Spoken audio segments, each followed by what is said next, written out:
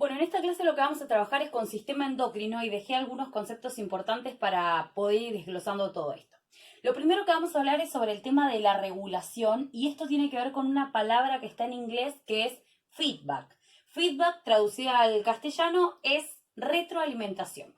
Y el sistema endocrino tiene dos sistemas en donde se puede regular.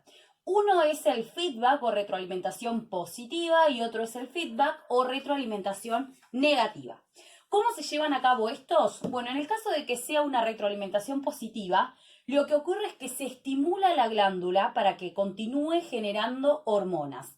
¿Hasta cuándo se siguen generando hormonas? Hasta que justamente la glándula logre que esas hormonas provoquen el efecto deseado. Por ejemplo, en el momento del parto hay un caso de retroalimentación positiva porque hay una glándula que se llama hay una hormona, que se llama oxitocina y se la estimula para que esta hormona justamente genere las contracciones en el útero. Por lo tanto, se genera y se genera y se genera oxitocina hasta que finalmente se provoca el parto y el alumbramiento.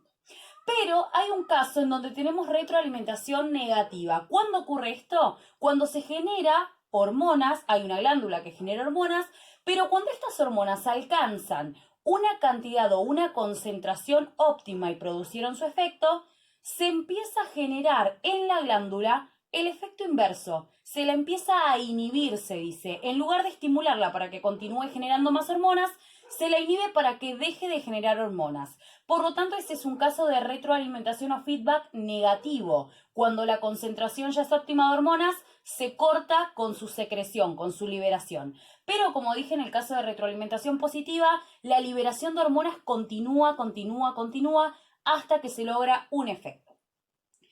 Como dijimos, vamos a ver lo que tiene que ver con regulación, con esto de la retroalimentación o feedback, pero antes de meterme con esto quiero que trabajemos con dos casos que yo puse acá. Uno es el caso que ocurre con la tiroides, que es una glándula que se ubica en la zona del cuello, que la tienen hombres, que la tienen mujeres, y es una glándula que se encarga de regular a todo nuestro metabolismo. Vamos a empezar primero por esa parte. Si hablamos nosotros de la tiroides, como dije, es una glándula que se ubica en la zona del cuello. Y la tiroides es una glándula que interviene, por ejemplo, en funciones como la respiración celular, que a partir de la respiración celular es donde se obtiene la energía para todas las funciones de nuestro cuerpo. Por lo tanto, esta tiroides se encarga además, por ejemplo, de funciones que tienen que ver con el control de nuestra temperatura. Y acá hay un tema, porque la tiroides también necesita que esté regulada y intervienen estos mecanismos de los que hablamos recién de retroalimentación positiva y negativa. ¿Qué ocurre particularmente con la tiroides? Bueno, lo que ocurre es lo siguiente. Hay receptores que nosotros tenemos en la piel que se llaman receptores cutáneos. Esos receptores lo que hacen justamente es llevar la información al hipotálamo, que ahora vamos a hablar sobre el hipotálamo, pero los que les voy a anticipar es que el hipotálamo, como sabemos, se localiza en el cerebro y está en la zona del cerebro junto con otra glándula que se llama hipófisis. Pero lo que tenemos que saber entonces acá es que el hipotálamo, como les decía, recibe esa información del cambio de temperatura que se produce. Cuando baja la temperatura, el hipotálamo que está en el cerebro recibe esa información. ¿Qué va a suceder? Comienza a producir algo que se llama factor liberador de tirotrofina. Es un nombre un poco raro, pero esa sustancia que empieza a generar el hipotálamo, que se llama factor liberador, justamente hace que por medio de la sangre viaje esta sustancia y finalmente llega a la hipófisis. Y hay una zona de la hipófisis que lo que va a hacer es que cuando entra en contacto con ese factor liberador que les digo, esta sustancia, lo que va a provocar la hipófisis es una hormona que se llama tirotrofina. Y cuando se empieza a generar esa hormona que se llama tirotrofina, recuerden que el hipotálamo recibe la información de que la temperatura empezó a bajar, genera una sustancia que se llama factor liberador de tirotrofina, viaja por la sangre, llega a la hipófisis y ahora se libera la hormona tirotrofina. Pero todo esto no termina acá, porque esta hormona viaja también por la sangre y va hasta la tiroides. ¿Por qué viaja hasta la tiroides? Porque lo que va a hacer es llevar información para que la tiroides empiece a liberar la hormona que se llama tirosina o tiroxina. Esa hormona tiroxina es la que yo les conté que se encarga, por ejemplo, de la respiración celular, de la obtención de energía, de controlar la temperatura. Por lo tanto, cuando la tiroides empieza a generar tiroxina y esta empieza a aumentar, lo que se empieza a lograr es que empieza a aumentar la temperatura corporal hasta lograr la temperatura adecuada, una temperatura intermedia. Más o menos nuestro cuerpo está entre unos 36 grados, 36 grados y medio. Esa es la temperatura normal que debe mantener la tiroides. Por lo tanto, fíjense que acá tenemos un caso bien marcado de lo que ocurre con la regulación. Y esto también sería un caso de feedback positivo. ¿Por qué? Porque acá la tiroides es estimulada, se la estimula para que libere esta hormona que se llama tiroxina, pero una vez que la tiroides logró mantener la temperatura adecuada y óptima, lo que se hace justamente es que la tiroides se inhibe, o sea que para de liberar esta hormona, y por lo tanto la temperatura se va a mantener estable. Como les dije, para eso, como vimos, intervienen estos dos, el hipotálamo y la hipófisis. Pero vamos a ver más adelante que no solamente intervienen en eso, sino que también intervienen en otras funciones. Pero también yo les contaba que ahí tenemos anotado el caso del sodio, que el sodio en la tabla periódica aparece con el símbolo químico Na. ¿Qué sucede con este sodio? Bueno, el sodio se transporta también por nuestro cuerpo y hay dos cosas. Cuando el sodio está en mucha cantidad, lo que va a ocurrir es que arriba del riñón nosotros tenemos una glándula también que libera una hormona que se llama aldosterona. ¿Qué ocurre? Si hay mucha cantidad de sodio en la sangre, empieza a bajar la producción de esta hormona, de la aldosterona. Y por lo tanto lo que empieza a ocurrir es que se reabsorbe mucho menos el sodio, por lo tanto se lo libera en la orina. Esto es para que el sodio se mantenga en la cantidad adecuada en nuestro cuerpo. Pero imaginemos que pasa lo contrario, que empieza nuestro cuerpo a bajar la cantidad de sodio, empieza a disminuir. Por lo tanto, el riñón empieza a generar más cantidad de la hormona aldosterona. ¿Para qué? Para que se reabsorba mucha más cantidad de sodio, por lo tanto la orina va a tener muy poca cantidad de sodio para ser liberado al exterior. Fíjense de que esa manera también se regulan los iones, las sales minerales adentro de nuestro cuerpo. El sodio es uno de estos casos. El sodio, por ejemplo, por ley, se encuentra en la sal. Desde el año 1970, el gobierno nacional dispuso que la sal contenga agregado, por un lado, sodio, que ya lo tiene de manera normal, pero además el yodo, que ahora vamos a hablar sobre eso. Si avanzamos un poco más, lo que tenemos que saber es que hay diferentes formas de regular. Una de ellas es el control de la glucemia.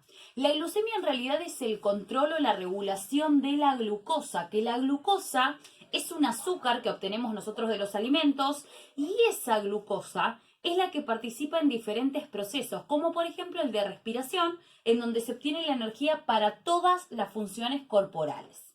Por lo tanto, es clave que esta glucosa se encuentre en la cantidad adecuada, ni en una cantidad absurda o extrema, sino tampoco en una cantidad mínima. Y para que la glucosa se regule, existen dos hormonas, una que se llama insulina y otra que se llama glucagón. Estas dos hormonas que yo las escribí acá se generan en el páncreas. Y ahora vamos a hablar sobre ello. Si nosotros comemos, imaginemos que desayunamos, lo que empieza a ocurrir es que aumenta el nivel de glucosa en nuestra sangre. La glucosa empieza a metabolizarse, a degradarse, porque como les dije está contenida en los alimentos que nosotros ingerimos. Por lo tanto, ¿qué empieza a ocurrir? La glucosa empieza a transportarse por medio de la sangre. Y eso empieza a generar que aumente este nivel. Lo que empieza a suceder es que el páncreas, en ese mismo momento que la glucosa empieza a aumentar, empieza a generar la hormona llamada insulina. Y esta hormona empieza a liberarse y empieza a viajar también por la sangre, y lo que va a generar es una serie de cosas. Va a generar que tanto en el hígado como en las células musculares, la glucosa se transforme en una sustancia que se llama glucógeno. ¿Qué es el glucógeno? Es algo así, como si tuviese la glucosa y la almaceno. Imagínense que tengo la glucosa que tengo en tanta cantidad que la empaqueto y la guardo. ¿Dónde se guarda esta glucosa cuando ya está en exceso? Como dije, en el hígado y en las células musculares. De esa forma la insulina ayuda a que se regule la cantidad de glucosa y que no sea extremadamente alta. ¿Qué va a suceder entonces? Esta glucosa empieza a hacer también de que se estimule la entrada hacia las células y las células la van a empezar a utilizar. Por lo tanto, esa glucosa que estaba en exceso ahora se transformó en glucógeno, en este depósito de glucosa en el hígado y en las células musculares. O sea que si el cuerpo la necesita, se puede volver a reutilizar. Pero también la insulina genera de que esa glucosa vaya a parar a las células, para que las células empiecen justamente a obtener energía. Y ahí empieza a disminuir la cantidad de glucosa en la sangre, lo cual es bueno. Pero imaginemos que la glucosa baja muchísimo, muchísimo, muchísimo en la sangre, o que no desayunamos, o que no almorzamos, y empieza a disminuir el nivel. Aparece otra hormona, que es la hormona llamada glucagón.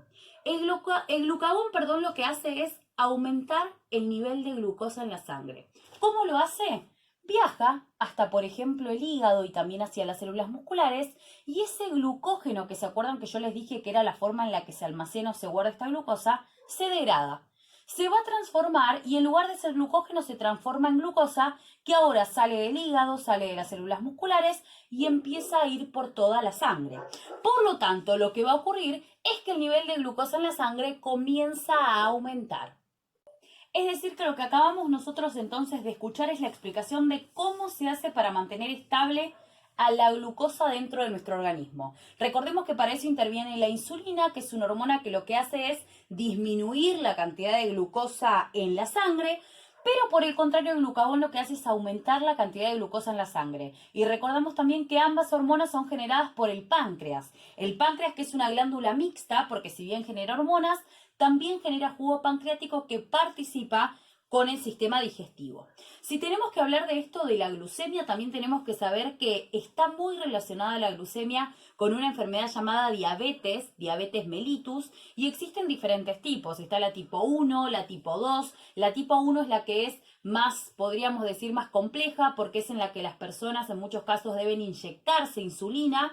La tipo 2 es aquella en la que no hay los suficientes receptores o hay una falla en los receptores de insulina, por lo tanto no se puede mantener adecuada la cantidad de glucosa en la sangre. A veces también la diabetes tipo 2 está relacionada con malos hábitos de alimentación, con el sedentarismo. Por lo tanto, tenemos la enfermedad, como dijimos, de la diabetes, y esta enfermedad se puede de alguna forma diagnosticar a partir, por ejemplo, de estudios. Obviamente que en un análisis de sangre sale la cantidad de glucosa que nosotros tenemos y su valor normal debería estar entre 70 y 110 miligramos. Ahora, en algunas personas, cuando se sospecha de que pueden llegar a ser diabéticas o que la glucosa puede estar muy alta, se les hace un estudio que se llama la curva de la glucosa. ¿En qué consiste? Se les da un vasito con una cantidad importante de glucosa y lo que se hace es ver cómo evoluciona, o la concentración, mejor dicho, de la glucosa a la media hora de tomar ese vaso con glucosa, a la hora y a las 2 horas. A partir de eso se determina si la persona es diabética o no.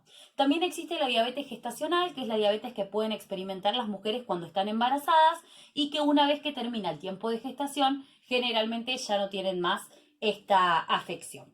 Por lo tanto, la glucemia, entonces, como dijimos, tiene que ver con mantener estable la glucosa. El resto de diabetes y todo eso lo van a trabajar ustedes, pero me parece interesante que conozcamos, cuál es la función de la insulina y el glucagón, que ya lo hemos escuchado. Pero hay otro mecanismo que también tiene que ver con la regulación y se llama osmorregulación. En la osmorregulación lo que se regulan son dos cosas: el agua y las sales. Lo que ocurre para que se regule la cantidad de agua y de sales es la intervención de, por un lado, la hipófisis, que es una glándula, y por otro lado, una hormona que se llama ADH, o también conocida como hormona antidiurética u hormona que se llama vasopresina. ¿Qué va a ocurrir en este caso? Imaginemos que una persona consume muy poca agua. Lo que empieza a ocurrir es que se estimula a la neurohipófisis, que es una parte de la hipófisis que ahora vamos a ver. Se le estimula a esta hormona, a esta glándula, que se llama hipófisis. ¿Qué es lo que va a ocurrir? Empieza a aumentar la concentración y la cantidad de esta vasopresina o hormona antidiurética. Va aumentando cada vez más. ¿Y qué genera esto? De que se aumenta la permeabilidad de los túbulos renales. Ubiquémonos en este lugar. Nosotros sabemos que en los riñones se forma la orina. Si se aumenta la permeabilidad de unos tubos que atraviesan el riñón, lo que va a ocurrir es que se libera menos cantidad de orina. ¿Por qué? Porque justamente ahí en el riñón se absorbe menos cantidad de agua. Por lo tanto, la orina tiene un color mucho más amarillo porque está más concentrada y trata el riñón de absorber la mayor cantidad de agua y que nuevamente el cuerpo la recupere. Pero imaginemos que estamos en pleno verano cuando uno suele tomar mucha cantidad de agua y suele orinar mucho más frecuente. Lo que va a ocurrir es que se estimula también a la hipófisis. ¿Pero qué va a pasar ahora? Al contrario que pasaba en el caso anterior. Empieza a hacer la hipófisis que la cantidad de esta hormona antidiurética o vasopresina empiece a descender, baja su concentración. Dijimos que cuando uno consume poca agua aumenta la concentración, pero acá cuando uno consume mucha cantidad de agua, como por ejemplo en verano, la concentración empieza a disminuir. ¿Qué va a generar eso? Que disminuya la permeabilidad en estos túbulos renales. Por lo tanto, ¿qué empieza a ocurrir? El riñón no absorbe la suficiente cantidad de agua, por lo tanto, toda el agua se empieza a liberar en la orina.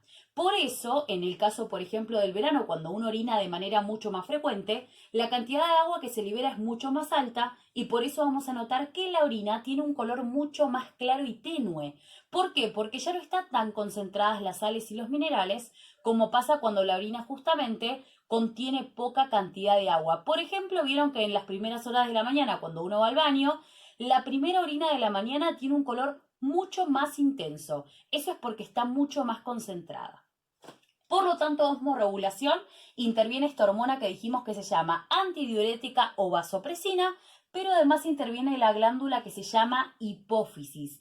Y de esta manera nuestro cuerpo controla la cantidad de agua. Nosotros sabemos que es importante que la cantidad de agua esté de manera estable porque nuestro cuerpo básicamente está formado por un 70% de agua. Y también hay algo que es muy interesante porque lo que empieza a suceder también a partir de la cantidad de agua, si es poca o si es mucha, pensemos que también junto con la orina se liberan las sales, como yo les decía a ustedes, las sales minerales. Lo que va a ocurrir con esas sales minerales es que esa concentración, si hay poca cantidad de agua en el cuerpo, es mucho mayor que lo que pasaría normalmente si la cantidad de agua estuviera estable. Por lo tanto, ¿qué empieza a pasar? Automáticamente las células de nuestro cuerpo empiezan a liberar el agua y en los espacios que hay entre una célula y otra, el agua empieza a ocuparlos. Esa generación de agua que sale de las mismas células no sería lo más normal que pasa, pero lo hacen las células cuando se encuentran en una situación en donde sí o sí deben recuperarse o sí deben regularse. Por lo tanto, las células empiezan a liberar el agua que contienen dentro y la liberan alrededor donde hay espacio entre unas células y otras. Eso empieza a generar presión entre las células y ese aumento en la presión que se empieza a generar hace que justamente se le avise, podríamos decir entre comillas, a la hipófisis que tiene que generar mayor cantidad de esta hormona. Y a partir de eso es donde empieza a ocurrir lo que yo les contaba antes. Cuando empieza a aumentar la concentración de la hormona antidiurética, lo que empieza a suceder es que aumenta la permeabilidad, como dijimos, de los túbulos renales, por lo tanto, se libera mucha menos cantidad de orina y tiene muy poca cantidad de agua porque el cuerpo la vuelve a reutilizar. Por lo tanto, acá ya vimos dos mecanismos. Uno es el de la glucemia, otro es el de la osmorregulación, Pero lo que quiero que hablemos ahora para finalizar es de dos glándulas, una que se llama hipófisis, otra que se llama hipotálamo. Y para eso les voy a mostrar un pequeño dibujito que tenemos acá. Miren, acá lo que tenemos es, esta parte de acá arriba sería el hipotálamo. Esta parte de acá abajo sería la hipófisis. La hipófisis se divide en tres zonas, podríamos decir. Una que se llama neurohipófisis, otra que se llama adenohipófisis y en realidad acá hay una zona que se llama zona intermedia. ¿Por qué? Porque la hipófisis es como que está dividida en dos lóbulos, como en dos mitades, la neurohipófisis y la adenohipófisis. Y a su vez se comunican por medio de unas neuronas con el hipotálamo. Vuelvo a recordar que estas dos estructuras, tanto la hipófisis como el hipotálamo, se encuentran en el cerebro. Acá miren, tenemos a la hipófisis y un poco más arriba está el hipotálamo. Para que ustedes se lo puedan imaginar, la hipófisis tiene el tamaño de una arveja, literalmente tiene el tamaño de una arveja, pero su función es más que importante. ¿Y cómo es esto? Miren, la hipófisis, como les dije, tiene dos partes. En la adenohipófisis se crean hormonas, diferentes tipos de hormonas, pero en la neurohipófisis no no se crean hormonas. Por eso se dice que la neurohipófisis es una parte no glandular. Recordemos que una glándula crea hormonas. La neurohipófisis no las crea, pero ¿qué hace? Las hormonas que crea el hipotálamo van hacia la neurohipófisis y ahí se almacenan. Cuando el hipotálamo le manda determinados estímulos o señales, la neurohipófisis empieza a liberar esas hormonas que tenía depositadas, que había creado el hipotálamo, y las empieza a liberar a la sangre. Nosotros sabemos ya a estas alturas de que todas las hormonas son conducidas justamente por medio de la sangre, en el caso, por ejemplo, de nosotros los humanos. Por lo tanto, fíjense, y esta es una función muy importante. El hipotálamo y la hipófisis actúan controlando a todo el resto de las hormonas. Y a esto forman como una especie de complejo, se dice, que se llama eje hipotálamo hipofisiario. ¿Por qué se le llama eje? Porque tienen una relación tan conjunta y tan coordinada que lo que hacen es justamente regular ambos a todo el resto de las hormonas. ¿Se acuerdan cuando hace un ratito yo les conté lo de la tiroides? Que les decía de que justamente primero el hipotálamo es el que genera el factor liberador, ¿se acuerdan? De una hormona que se llamaba, déjenme recordárselos, que lo tengo por acá para mostrárselos también, de una hormona que se llamaba, miren, la tengo acá para mostrárselos en el esquema, de la hormona esta que se llama factor liberador de tirotrofina. Y se acuerdan que yo les había dicho también de que ese factor liberador, esa sustancia, viaja por medio de la sangre hasta que finalmente llega a la hipófisis. En este caso a la parte que se llama adenohipófisis. Y ahí lo que se va a hacer es liberar la hormona que se llama tirotrofina, que actúa a su vez sobre la tiroides. Y cuando actúa sobre la tiroides, libera la hormona llamada tiroxina. Fíjense que ahí nos está mostrando una clara relación. Primero el hipotálamo libera el factor liberador. La hipófisis, una vez que llega esa sustancia ahí, la estimula la hipófisis para que libere la tirotrofina, esa hormona. Y a su vez esta hormona tirotrofina va hacia la tiroides y hace que la tiroides empiece a liberar tiroxina. Y uno se pregunta por qué será tan rebuscado el sistema endocrino. Bueno, primero tenemos que saber, como yo les había anticipado, que es un sistema que interviene en respuestas que son a largo plazo, que son complejas, interviene en funciones como el crecimiento, la maduración de, por ejemplo, el sistema reproductor. Como son justamente sistemas o respuestas muy complejas, necesitan que todas sus funciones estén reguladas, estén coordinadas. Por eso es que parece como que hay un montón de pasos en el medio para una función, como por ejemplo liberar la hormona tiroxina. Antes se activa, como les dije, el factor liberador, después se activa el otro. Bueno, lo mismo pasaba con la osmorregulación, con la glucemia, que la glucosa se almacena en forma de glucógeno en el hígado, después en las células musculares. Todos estos mecanismos forman parte de regular, como pusimos acá. Y forman parte también del mecanismo, como les había dicho, que era el feedback. Feedback, que vuelvo a repetir, significa retroalimentación en castellano. Y como les dije también, esta retroalimentación se da de dos maneras, positiva o negativa. Por lo tanto, lo interesante de ver este sistema endocrino es cuántas cuestiones intervienen y qué importante es que la hipófisis y el hipotálamo funcionen de manera correcta, porque como les dije, forman un complejo o un eje en donde sí o sí deben trabajar juntos. La hipófisis genera un montón de hormonas que son muy claves en diferentes tipos de procesos, pero a su vez esas hormonas causan efectos en el resto de las glándulas de nuestro cuerpo, en los ovarios, en el páncreas, en los riñones. En las glándulas que tenemos en nuestro cuerpo, la hipófisis causa efecto a partir de las hormonas que genera. Pero no nos olvidemos que para que la hipófisis libere esas hormonas, necesita que el hipotálamo le mande las señales. Por lo tanto, fíjense que es lo que hablamos, funcionan como un eje. Así que para esta clase hay un montón de cosas para poder trabajar. Hay algo que también me parece muy interesante para poder compartirles, porque uno se pregunta, ¿y por qué hacemos tanto hincapié sobre el tema de la tiroxina y sobre el tema de la tiroides, por ejemplo?